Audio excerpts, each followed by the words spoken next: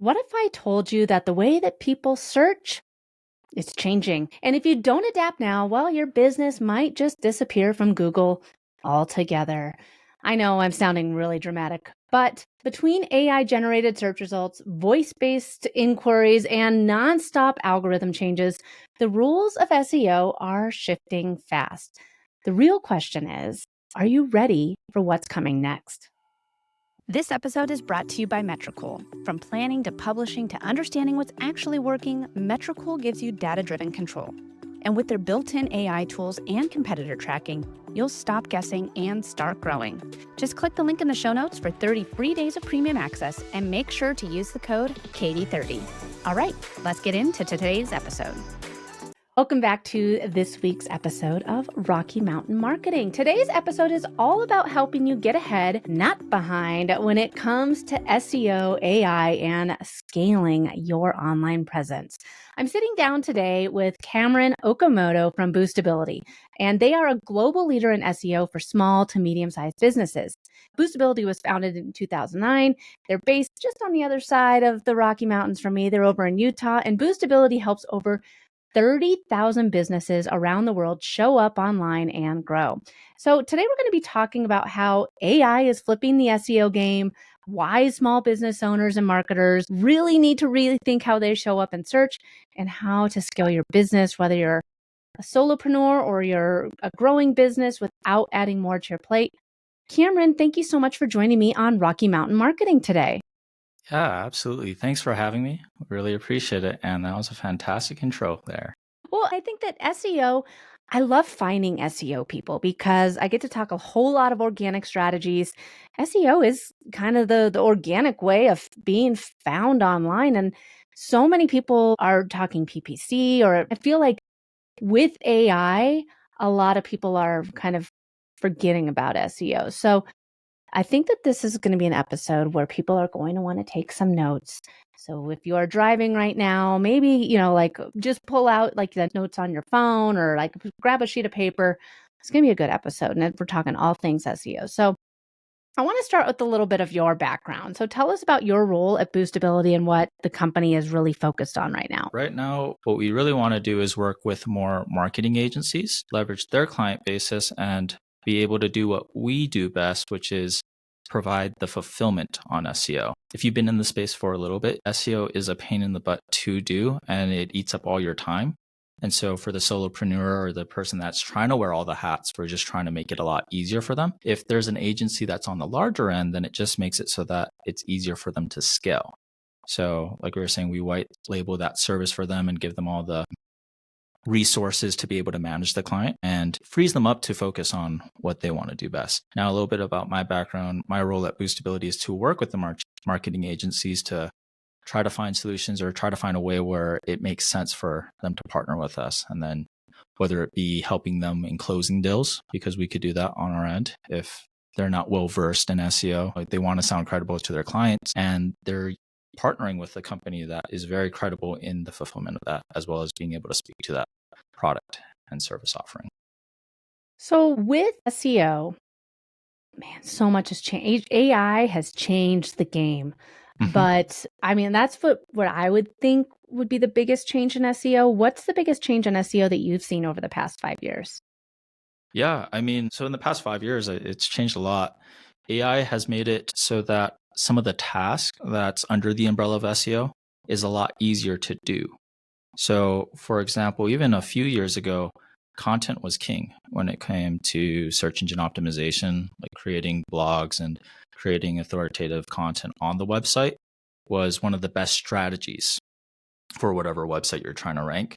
And we have seen that Google's kind of made a shift away from that because there's so much content. AI has flooded the marketplace, if you will, or the internet with content. A lot of people, you can just ask for a prompt and say, hey, this is what I want a piece of content about. And probably do a better job than what I would be able to do personally. With that said, they've kind of reverted more towards a diverse backlink portfolio being more important. And so that's where we've shifted our focus, is we're still trying to get these websites to rank well. And we have a lot of data on what work needs to be done in order for the website to be successful. And that's why we've been able to be so successful for so long is we're constantly tracking what Google's doing by having a large portfolio of clients. And as keywords shift, because we also keep track of all the work we're doing, we get a really good idea as far as what type of work needs to be done. Right? And so that's what we've been seeing. Content's still important. It's not as important as it was before. Now, in the context of AI, and that's, I know, what you're really interested in, I think content is more important in if you're providing quality answers to the questions being asked on AI, then you'll naturally appear there. But for us, we just haven't seen the return on investment be there yet. I think it's an interesting time where if you exert the energy now and AI really explodes more than what it's at right now, then whoever's investing in that optimization is going to reap the rewards. But right now, we don't know. We don't know where it'll be. As far as the data is concerned, SEO is still more important for ranking traditionally in the search engines like Google is better than ranking in ChatGPT or whatever AI tool somebody's using. And that's for the businesses that we help, though. Yeah. Like the small to medium sized businesses. Well, and I think that for SEO, it's such a powerful tool for small businesses, even in a world dominated by social media and paid ads. Let's talk a little bit about what some of the common myths or misconceptions business owners might have about SEO. Yeah, I mean, I think a lot of it comes from just so much information being out there, and maybe it's information that they had that was actually true 2 years ago or 5 years ago, that because Google's moved the goalpost, it's just kind of stuck in their mind. We have a lot that I'd say backlinks, the amount of backlinks or the domain authority, people get hyper fixated on these indicators. I think having a website with a higher domain authority or a domain authority is something important to look at, but it's not everything. So the conversations I have are people that are wanting very specific things done for the sake of it being done a certain way where it might not necessarily help the end user or their client, right? So if you're a marketing agency, you'll read what are important things to do with SEO, and it'll give you a whole list of things that you could do. But within that, depending on their situation, there are certain things that are more beneficial and less beneficial. That's one that I've seen a lot of people talk about is domain authority from the links, the amount, the quantity of links. But oftentimes people are just doing work for the sake of work. They need to be very deliberate. And that's the strategy that we like to take on is understand what the client's goals are, create a game plan for them based off of that. We'll pick and choose the work based off of that. So another example, I think, is keywords. A lot of SEO companies like to sell by the amount of keywords they're going after or targeting, quote unquote targeting, right? A website can target 100 keywords, but if it doesn't rank well for any of that, if it doesn't break a threshold, then they're really not getting anything out of it. I think a lot of these myths that you're talking about come from maybe marketing agencies that are starting out and they don't quite understand how these services work, but they're trying to offer value to their clients and they sell based off of how other people are selling without quite understanding why they're doing certain things. So if someone's listening right now and they're like, man, I don't even know what questions I should be asking for my website. I had, someone build my website, but it was a couple years ago. Do I have good SEO? What questions should I be asking? Where should I even look? Yeah, I think a big red flag is if the company you're working with isn't transparent with the work they're doing and they're not explaining why they're doing certain things. That's usually a sign that they're not doing much. For us, we have the advantage. There's a lot of paid tools, and I'm sure you're aware of this. A lot of paid tools that if the client just had access to it and they understood what the different metrics meant, they'd be able to hold their company accountable. Any client of ours, or even if we were working with a marketing agency that were white labeling our services, we're equipping them with the tools on the front end to be able to show the client if they're working or if they had a previous engagement, hey, this is why it didn't work out for you in the past. The company really wasn't doing much. Like we have all that information. And then post-sale, you need to be able to manage the client and prove to them exactly what you're doing and why you're doing it as well. So we equip them on both ends. We'll give them an auditing tool as well as a dashboard where we're documenting all the work. We'll have the logo of the marketing agency that we're partnering with. So it looks like they're the ones doing the fulfillment of it. But then we don't want there to be a question or that question of like, what am I even looking for? If you were to have a client, we want it to be very clear as far as what the expectations for this campaign are.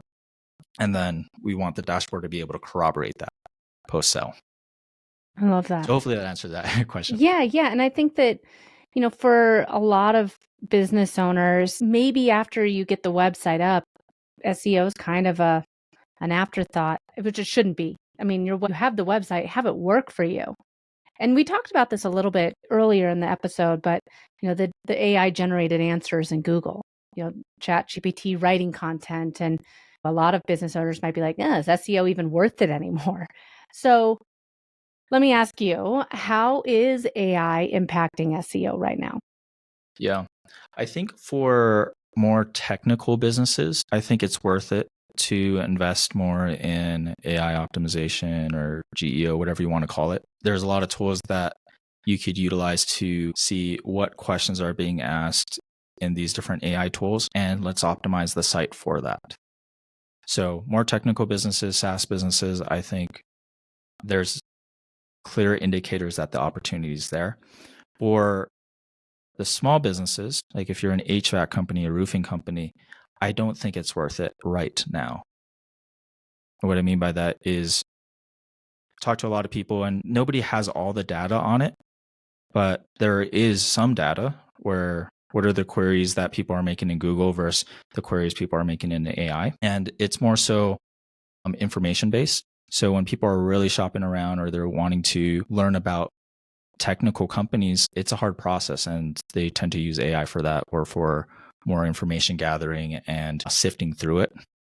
When it comes to search or traditional search with Google, these small businesses still benefit a lot more from that. So I want to ask you about that. So like for AI generated search results, you see that more as an opportunity for small businesses or as a threat? So the opportunity right now, high risk, high reward, where the numbers aren't there right now. But if they're the early adopter and ChatGPT takes over what Google's dominated the marketplace for a very long time, if they can take more market share, then I think that's where the small business would benefit.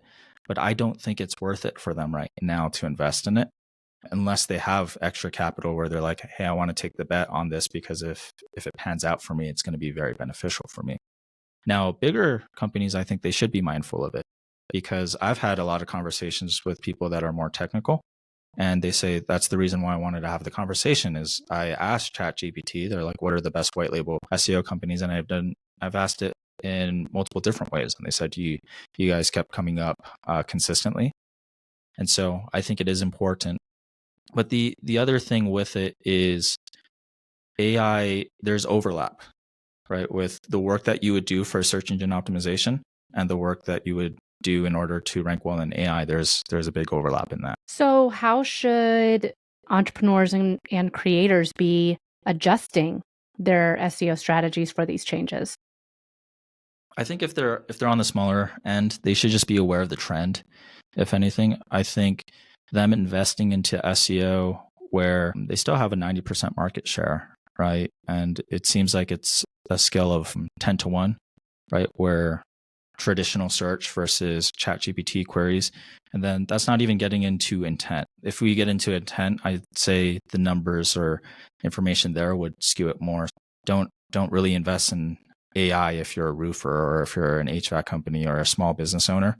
But yeah, I think they should just be aware of it and understand the implications by them investing in SEO, which should help their business more than what it would be for AI. They are gearing themselves to do well if AI were to take off more than it has already, or if there was more adopters. I mean, just some of the numbers, right? I was looking at, and it's hard because nobody knows the exact numbers on this. It's just, I tried to find a lot of different resources and it tends to be in this spot where it's like Google has 1.5 billion daily active users and they have, I think, 8.5 billion search queries every day, as opposed to ChatGPT being in like the 150 to 200 million daily active users. And then their queries are more so informative based, right? And so that is showing that there's still way more of a market share with traditional SEO. But even if you're the end business user and you're worrying about, okay, well, AI's here, I need to invest all my eggs in this basket, or there's a lot of people now, marketing agencies, that are trying to sell SEO for AI or AIO, GEO, whatever you want to call it, right? And I think it is beneficial to certain types of businesses. I wouldn't do it. And this isn't me being biased as coming from an SEO company. It's just what the numbers are saying.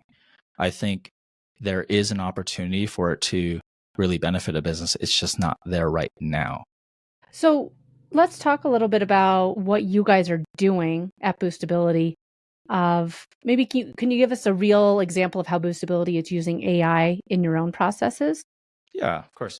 So for content ideation, I think AI is fantastic for, and you can even use it for creating templates of content. I'm sure you used AI as well. For us, the one that I touch that benefits me the most is a tool called Fathom. That Yes, when we're Fathom is doing amazing. meetings, do you use it yourself? Yep, I use Fathom for everything. This might become more of a plug for Fathom than anything else, but I think it's fantastic. You do a meeting like this and it recaps it better than what I would be able to. Like, even if Mhm. I were to watch the whole meeting over again, I think it does way better of a job as far as picking up these are the key important parts. It creates tasks for me to do based off of the conversation. So tools like that enhance processes in SEO where there are certain tasks that it's better to have the computer to do. But there are other tasks that under the umbrella of SEO, you can't get AI to do. And if you try to just fully automate it, sometimes you might even have the website be blacklisted by Google. And so that's what we're seeing, is that we're trying to figure out what type of tasks can you make more efficient to do, because it just helps on the fulfillment and it saves the end user money.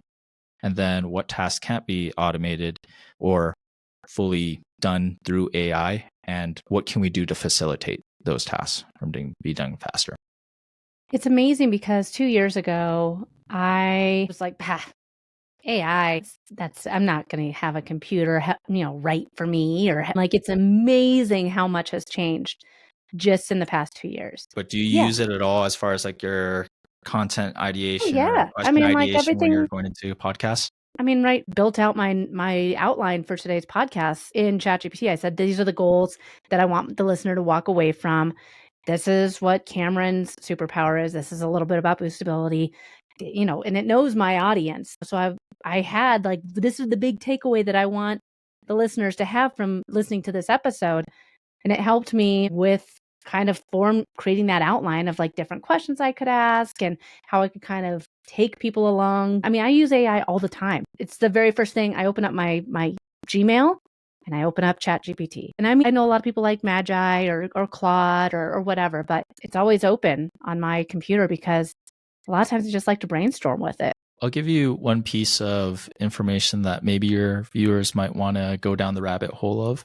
We just came from an event where they were talking about some integration that Shopify, I think, has with ChatGPT, or it was just announced and not a lot of people knew about it. So I didn't go down the rabbit hole, but that's where I could see maybe early adopters taking advantage of.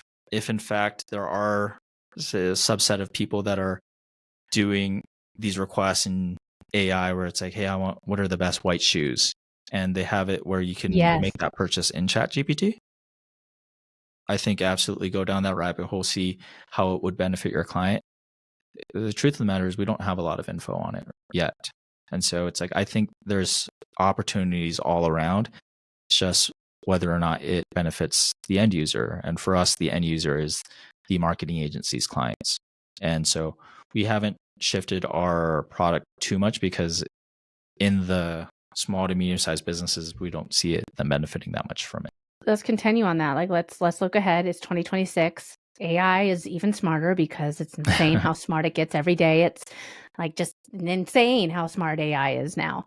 Google has changed again, and we're still trying to keep up. So how can businesses future-proof their online visibility starting now? So, I mean, we're halfway through 2025. How can people get set up for success in 2026 to make sure that they are still being found online? Yeah, so I think a lot of the things that you're doing with your company is fantastic for them.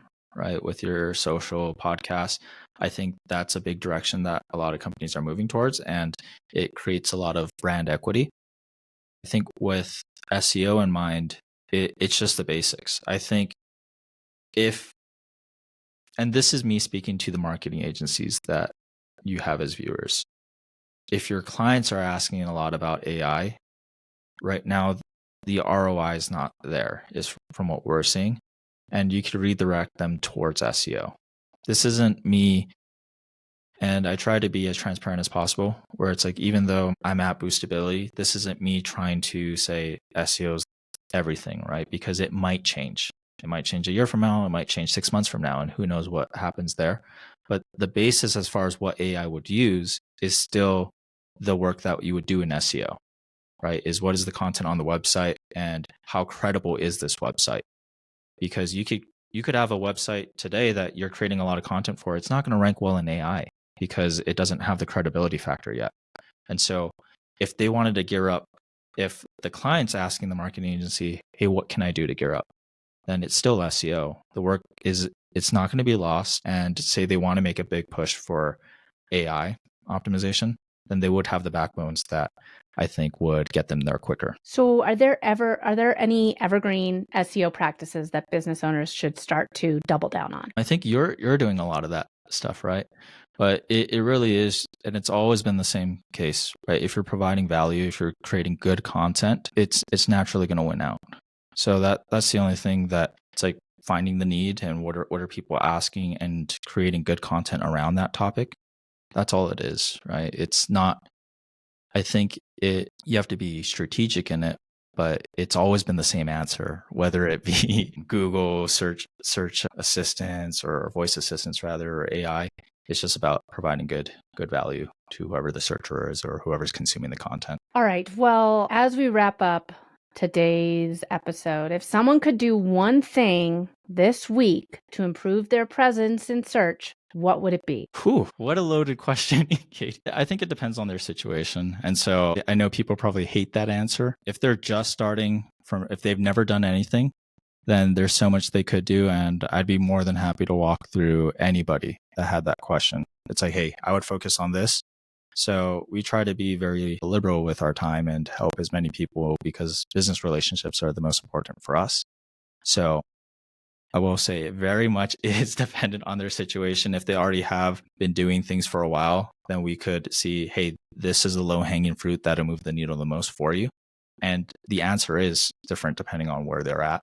So I know I didn't answer your question probably how you would have liked, but a promise open invitation to any of your listeners that I'm more than happy to, if they had that question specifically for their business, I'll run an audit of their website. I'll give them practical advice, even if they don't want to use any of our services. We'll help them out.